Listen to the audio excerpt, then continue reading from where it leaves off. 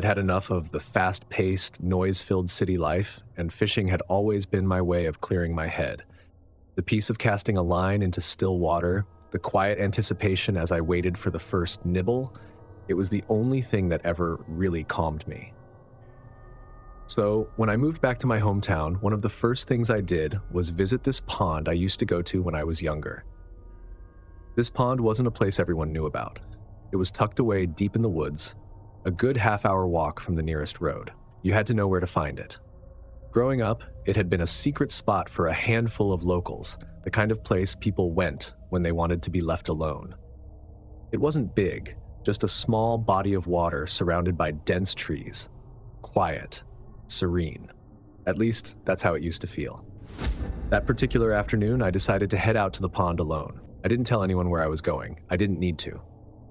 It was the kind of summer day where the warmth saturates the air, making everything feel slow and peaceful. I parked my car at the trailhead, grabbed my gear, and began the familiar walk through the woods. It had been a while since I'd been out there, but nothing had changed. The trail was still overgrown, the pond hidden from sight until the very last moment. When I finally broke through the trees, the sight of the still, glassy water instantly relaxed me. I set up my fishing rod at the usual spot, a small patch of grass near the water's edge. The air was still, and I could hear the soft buzzing of insects. There was something comforting about the isolation, about being the only one there. Just me, the water, and the occasional ripple as a fish broke the surface. For a while, everything was perfect.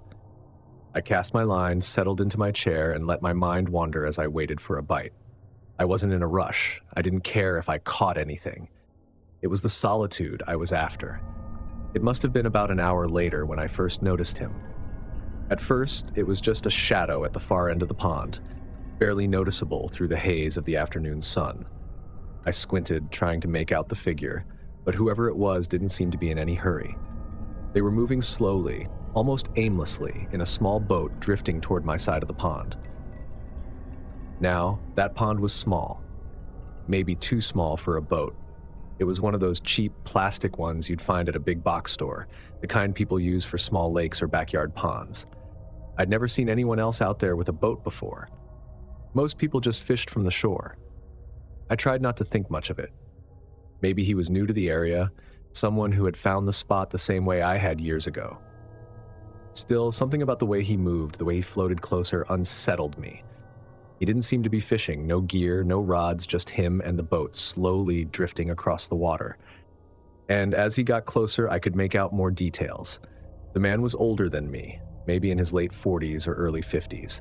He wore a faded baseball cap, pulled low over his eyes, and a carcinet despite the warm weather. His face was pale, and his eyes, those were the first thing that really put me on edge. They were fixed, locked on me as if he'd been watching me the entire time. I gave him a nod, just a polite acknowledgement, hoping he'd move on to another part of the pond. But he didn't. Instead, he kept coming closer, his boat gliding silently across the water until he was maybe 10 feet from where I was sitting on the shore. He didn't say anything at first, just sat there staring at me, the boat barely moving in the still water. The silence between us stretched, uncomfortable and heavy. I could feel my pulse quicken. I wasn't scared yet, but there was something deeply unsettling about the way he watched me. It was like he was waiting for something. "Hey there," I said, trying to break the tension. "Nice day for fishing, huh?" The man didn't respond. He didn't even blink. Just kept staring with those cold, unblinking eyes. My stomach tightened. I felt a sudden urge to pack up and leave, but I pushed the thought away. This was my spot. I wasn't going to let some creepy guy ruin it for me. I cast my line again, trying to ignore him, hoping he'd take the hint and leave. But he didn't.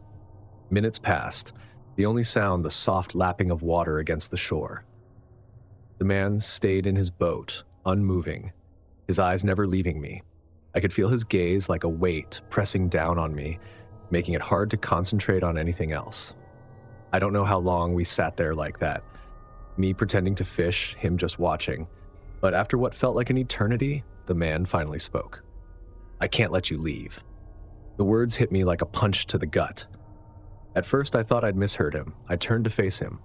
"What did you say?" He didn't repeat himself. He didn't have to. His hand moved slowly, deliberately, reaching into the pocket of his carcanet. When he pulled it out, I saw the glint of metal in the afternoon sun. A gun. I froze, panic rising in my throat like bile. This wasn't happening. This couldn't be happening. "I can't let you leave," he said again, his voice calm, almost casual, as if he were stating a simple fact. My instincts kicked in. Before he could raise the gun, I dropped my fishing rod and bolted. I didn't care about my gear, my tackle box, any of it. I just ran. I didn't even stop to see if he was following me. I just ran as fast as I could, the trees blurring around me as I crashed through the underbrush. I could hear the sound of my own ragged breathing, my heart thudding in my ears, but I didn't dare look back. The path back to my car was long, winding through the dense forest, but I didn't slow down. I couldn't. The man's words echoed in my head, mixing with the image of the gun glinting in the sunlight. He was going to kill me. I was sure of it. The branches scraped at my skin, thorns snagged at my clothes, but I didn't care. I just had to get out. I had to get away. When I finally broke through the trees and reached my car, I was gasping for air, my legs trembling beneath me. I fumbled with the keys, my hands shaking so badly I almost dropped them. Finally, I managed to unlock the door, throwing myself inside and slamming it shut behind me. I drove home in a blur, my hands gripping the steering wheel so tightly my knuckles turned white. I didn't stop for anything, not even to catch my breath. When I finally made it to my house, I locked every door, every window, and collapsed onto the floor. But the nightmare wasn't over. Later that night, as I sat in the dark trying to calm myself, I heard it. The soft crunch of footsteps outside my window. At first, I thought I was imagining things, my nerves playing tricks on me. But then I heard his voice. "I know you're in there." I froze. He had followed me. He was here. "I can't let you leave," he said, his voice low, almost a whisper, as if he were standing right outside the door. I didn't move. I didn't breathe. I just sat there in the dark, praying that he would go away. The minutes dragged on, each one stretching into an eternity. I could hear him walking around the house, his footsteps slow and deliberate, like he was waiting for me to make a move. It wasn't until I heard the faint sound of sirens in the distance that he finally disappeared. The police arrived a few minutes later, but by then, the man was long gone. They searched the area, but they didn't find anything. No sign of the boat. No sign of him. I haven't been back to that pond since that day. I can't. Every time I close my eyes, I see his face, those cold, unblinking eyes staring at me across the water. I hear his voice, calm and steady, telling me he can't let me leave. The police never found him. And sometimes late at night, I swear I still hear his footsteps outside my window.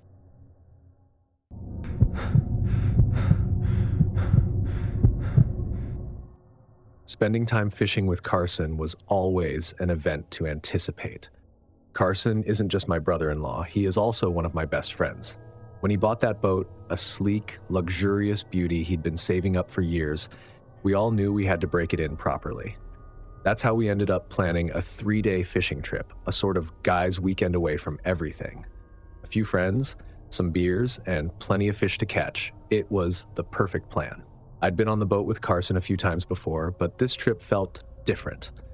Maybe it was the weather, calm, with a light breeze carrying the scent of fresh water, or maybe it was just the excitement of being out on the open lake, far from the noise of the city. Whatever it was, that Friday afternoon as we set out felt like the start of something special. Of course, none of us could have predicted how the weekend would end. We left the dock in the late afternoon, the sun still hanging lazily in the sky. Carson was behind the wheel, grinning like a kid on Christmas morning as he navigated us out toward the deeper parts of the lake. With us were 2 other friends, Rick and Mike, both of whom were just as eager to get lines in the water. We were well prepared. Rods, tackle, coolers full of snacks and beer. Everything you could need for a successful weekend of fishing and relaxation. The first few hours were exactly what we'd hoped for. We cracked open beers, caught a few decent-sized fish, and laughed about nothing in particular.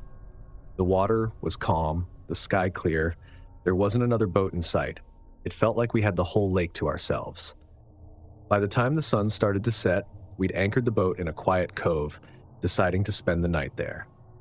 Carson had splurged on a boat with a cabin, so we didn't have to worry about pitching tents or roughing it. We were all in good spirits, maybe a little buzzed from the drinks, and ready to call it a night after a long day of fishing. That's when we noticed them. I don't know how long they'd been drifting toward us, but by the time we saw the small boat approaching, they were already pretty close. Carson spotted them first. A small, beat-up skiff, the kind you wouldn't expect to see this far out on the lake. There were 2 men aboard. At first, we didn't think much of it. People help each other out on the water all the time. It's part of the unwritten rules of boating. But as the skiff got closer, something about the way the men seemed to hesitate made me uneasy. They weren't waving, not trying to signal us for help. They were just getting closer. Carson leaned over the side, giving them a friendly wave. "You guys need something?" he called out. One of the men, the one in the front of the skiff, stood up. Even in the fading light, I could see his face clearly, a weathered, expressionless mask. He raised his hand slowly, pointing toward our boat. "We're out of gas," he said, his voice flat, almost robotic, "and food." The way he said it made me uncomfortable with the situation. It wasn't a request, not really. It was more of a statement, a fact, like we owed them something. Carson, always the good guy, didn't hesitate. "No problem, we've got some extra gas and food. Hang tight." Rick shot me a look, and I could tell he was feeling the same thing I was. A sense of unease, like something about these guys didn't quite add up. But Carson was already busy rummaging through the boat's storage compartments, pulling out a spare can of gas and some snacks. The men in the skiff hadn't moved. They just sat there, watching us, not saying a word. As Carson passed the supplies over, I couldn't shake the feeling that we were making a mistake. Something about their silence, their stiff posture, felt off. "Where are you guys from?" Carson asked, trying to make conversation. The man in the front didn't answer. He just stared at Carson, his face unreadable. The other man sitting in the back of the skiff hadn't spoken at all, his arms crossed tightly over his chest. "Thanks," the first man finally muttered, his voice barely audible. Then, without another word, they turned their boat around and started drifting away. We watched them disappear into the twilight, the sound of their outboard motor fading into the distance. The silence they left behind was heavy. No one said anything for a long time. Even Carson, usually so upbeat, seemed lost in thought. We didn't talk about the strangers much after that. We joked around a bit, had a few more beers, but the mood had shifted. There was a tension in the air that hadn't been there before, a sense of unease that we couldn't quite shake. By the time we all turned in for the night, it was clear that something about that encounter had rattled us. I couldn't sleep. I kept replaying the scene in my head, the way the men had approached, the way they'd looked at us without really seeing us. There was something predatory in the way they moved, something that didn't sit right. It must have been around midnight when I heard it, the faint hum of an engine in the distance. At first, I thought I was imagining things, but as it got closer, I knew I wasn't. I sat up, straining to hear. The sound was getting louder, and then silence. Nothing but the soft lapping of the water against the hull. I felt a knot of dread tighten in my stomach. Something was wrong. A scream cut through the silence, and my blood ran cold. It was Mike. I scrambled out of my bunk and into the cabin where Mike and Rick were supposed to be sleeping. The door burst open just as I got there, and Mike came stumbling out, his face pale and eyes wide with terror. "They were here," he gasped, pointing toward the bunks. "They were standing over me." I rushed into the cabin. The room was empty, but Mike's bunk was a mess, the sheets tossed aside and his pillow on the floor. He kept muttering the same thing over and over. They were here. Carson appeared, groggy and confused, but when he saw Mike's state, he snapped to attention. We grabbed flashlights and rushed outside, sweeping the beams of light across the boat, searching for any sign of the strangers. And then we saw it. 2 figures standing on the edge of the water, right at the boundary of our light's reach. They stood there, watching us. "Get off our boat!" Carson shouted, his voice filled with anger and fear. The figures didn't respond. Instead, they turned slowly and walked back to their skiff, which we hadn't heard approach. As soon as they were back in the boat, they sped off into the darkness. We stood there in stunned silence, our flashlights flickering over the empty stretch of water where the skiff had been. None of us spoke. Finally, Carson broke the silence. We need to check the boat. We spent the next hour searching every inch of the cabin, the deck, and the storage compartments. It didn't take long to realize what had happened. Carson's wallet, his keys, and nearly half of our gasoline were gone. They were waiting for the perfect moment when we'd relax our vigilance. Mike was still shaken, sitting with his back against the cabin wall, staring blankly ahead. They were right there, he kept saying. They were watching me. We didn't sleep the rest of the night. We kept the lights on, the engine running, and the boat anchored far from shore. By dawn, we were all exhausted, but none of us dared to close our eyes. The strangers never came back. We cut the trip short and headed back to the dock that morning, the weight of the encounter heavy on our minds. None of us talked much on the ride back. Looking back, I still can't explain what happened that night. Maybe they were just thieves, opportunists looking for an easy score, but there was something more to it, something darker. The way they watched us, the way they moved, it wasn't just about the gas or the wallet. It was like they enjoyed it. And every time I think about it, I can't help but feel that we were lucky to get away when we did, because I'm not sure what they would have done if we hadn't woken up when we did.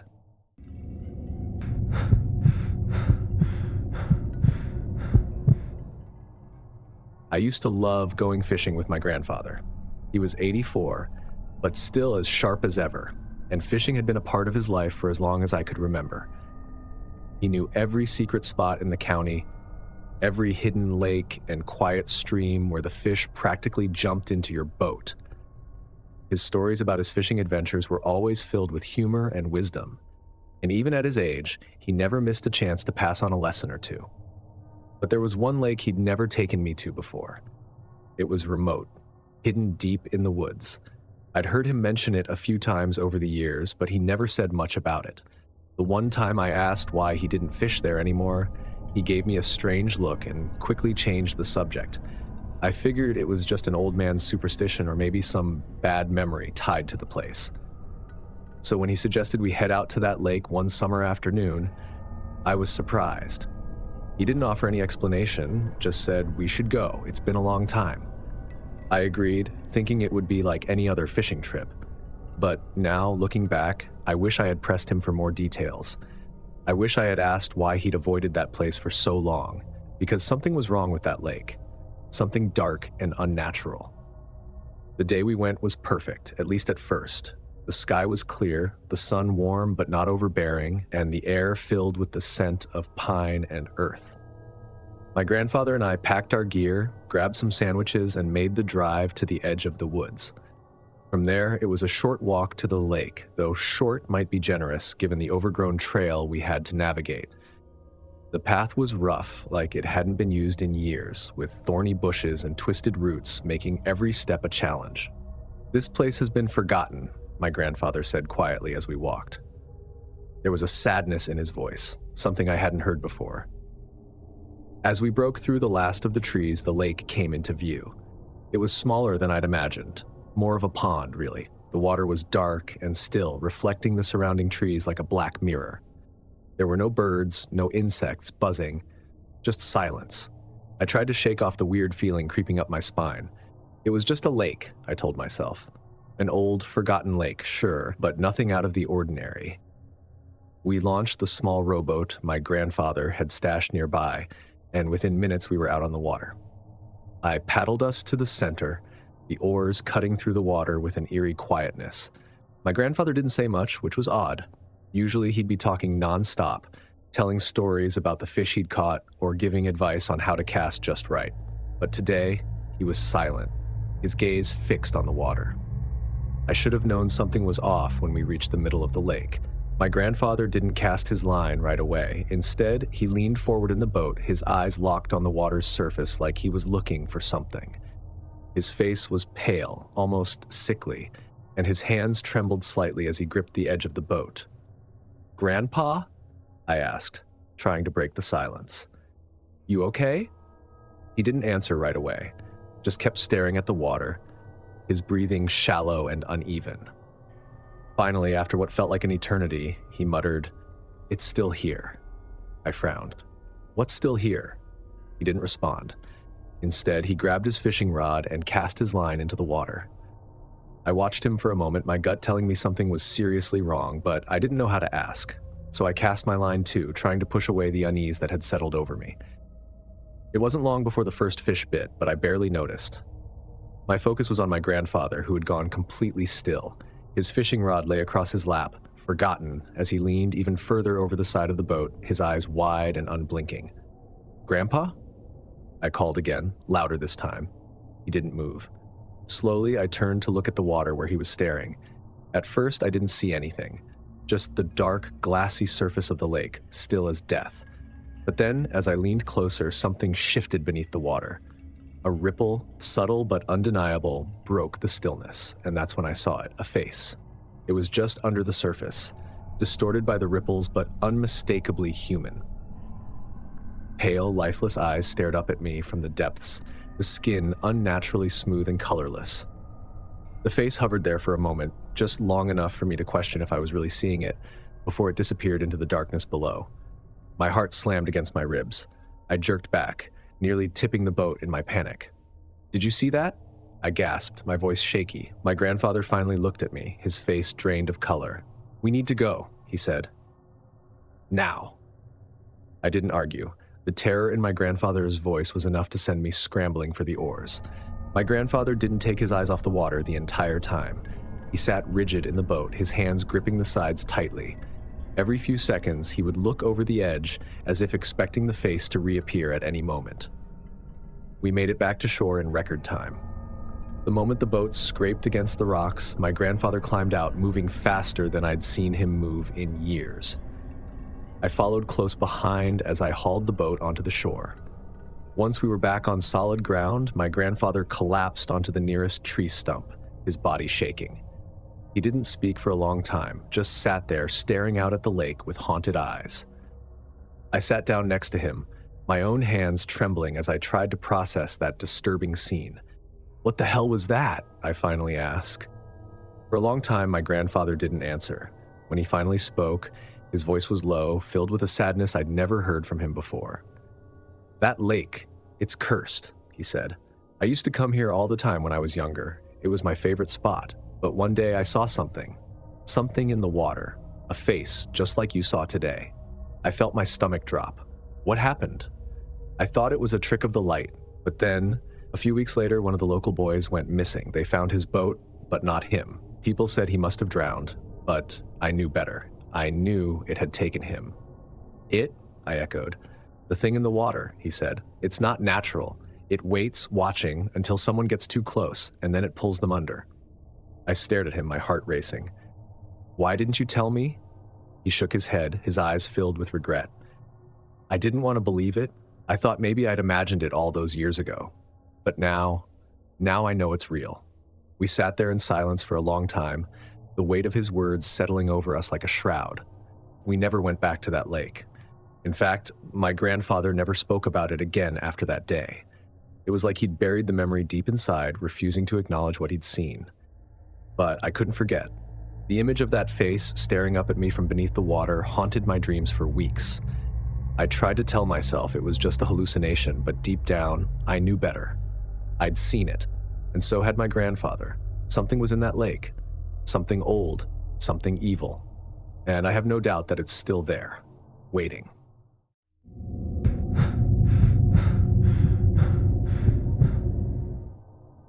Going fishing was a bond my father and I had shared for as long as I could remember. It wasn't just a hobby for us, it was a way of life. My earliest memories were of him teaching me how to cast a line, how to feel for the tug of a fish on the hook, how to sit in silence and let the world drift away as the water lapped against the boat. He'd take me to lakes all over the region, but this one was his favorite. My father had discovered it years ago, long before I was born. "It's special," he used to say. I didn't think much of it back then. It was just a peaceful place to fish, far from the noise of the world. But now, after what happened, I can't shake the feeling that he was right. There was something different about that place, something that took him from me. It was early fall when my father went missing. The leaves were just starting to change color, and the air had that crisp, clean smell that signaled the end of summer. We'd been fishing at Loch Morgan almost every weekend for months, and he'd become more obsessed with the place as time went on. At 62, my father was still strong and sharp, but I noticed a shift in him during those last few weeks. One Friday, he called me up and told me he was heading out to Loch Morgan alone. He sounded excited, almost eager, which wasn't unusual. He'd always loved his solo fishing trips. But there was something in his voice that unsettled me. A kind of urgency I couldn't explain. "I'll be back by Sunday," he said before hanging up. "Got a feeling it's going to be a good weekend." I didn't hear from him after that. By Sunday afternoon, when he still hadn't returned, I started to worry. My father wasn't the type to disappear without a word. If something had come up, he would have called. I tried not to panic, telling myself he was probably just out of cell range or had decided to spend an extra day at the lake. But by Monday morning, when he still hadn't shown up, I knew something was wrong. I drove out to Loch Morgan as soon as I could. The drive felt longer than usual. I kept telling myself he'd be there, waiting by the shore with some excuse about losing track of time. But when I arrived, the only thing waiting for me was his truck, parked in its usual spot at the edge of the woods. There was no sign of him. The path to the lake was overgrown, as it always was, but I knew it by heart. I followed it down to the water's edge. The lake was calm, the surface glassy and still, reflecting the gray sky above. I scanned the shoreline looking for any sign of my father, but it was just me and the quiet, oppressive solitude of Loch Morgan. That's when I saw his boat. It was anchored in the middle of the lake, swaying gently with the current. At first, I felt a surge of relief. If his boat was there, he had to be close. But as I stood there, staring at the empty boat, that relief turned into a deep, gnawing dread. Why wasn't he in it? I grabbed the small rowboat I brought in my truck and paddled out to the middle of the lake, my hands trembling. I reached my father's boat and tied my rowboat to it, pulling myself aboard. Everything was exactly as he'd left it. His fishing rod was still in the holder, the line trailing lazily in the water. His tackle box was open, lures and hooks scattered across the seat.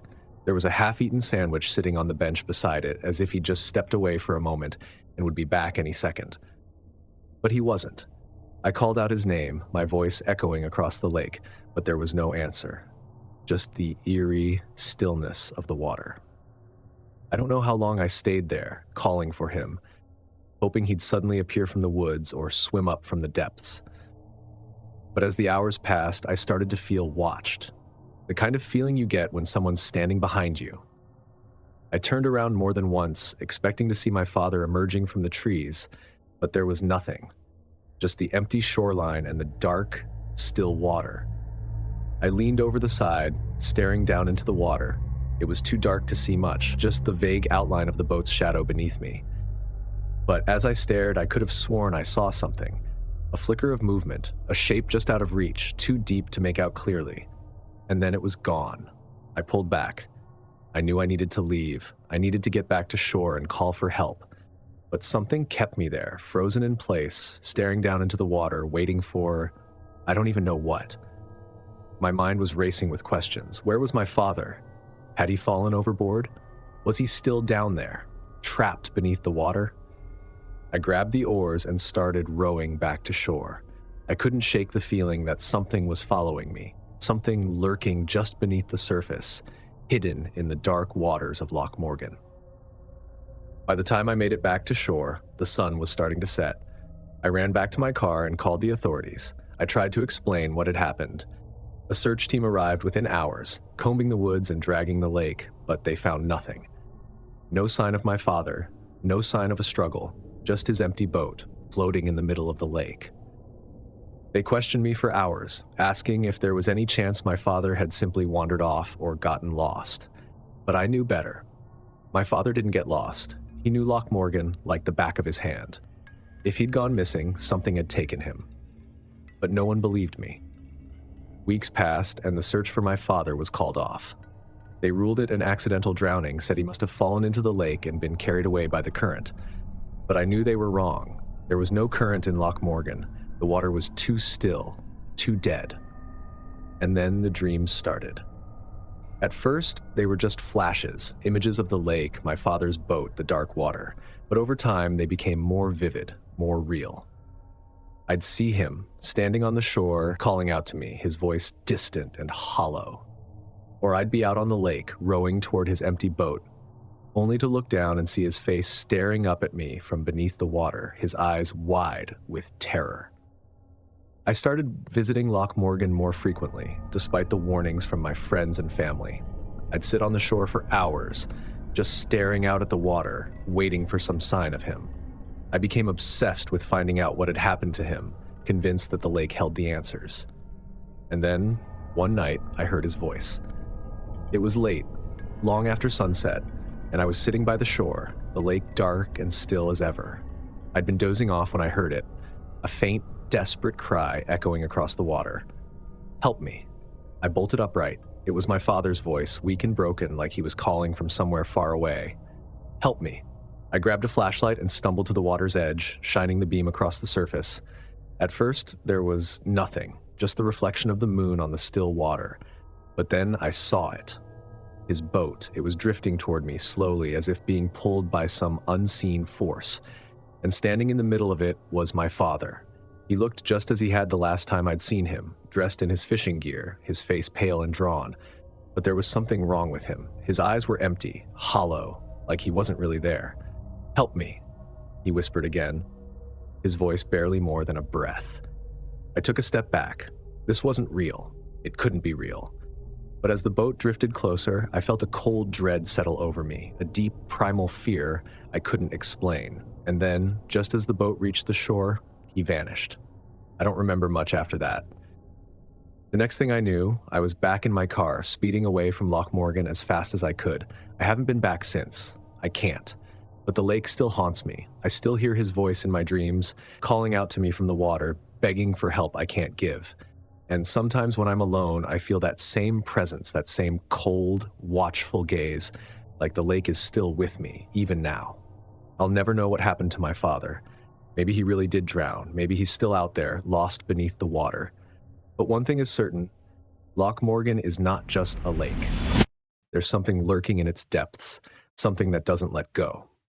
If these chilling stories made you think twice about your next fishing trip, don't forget to smash that like button and share the fear with your friends. Subscribe for more spine-tingling tales, and hit the bell so you never miss an upload. We've got plenty more horror stories that will keep you up at night. Stay safe out there because you never know what's lurking beneath the surface. Thanks for watching, and I'll see you in the next nightmare.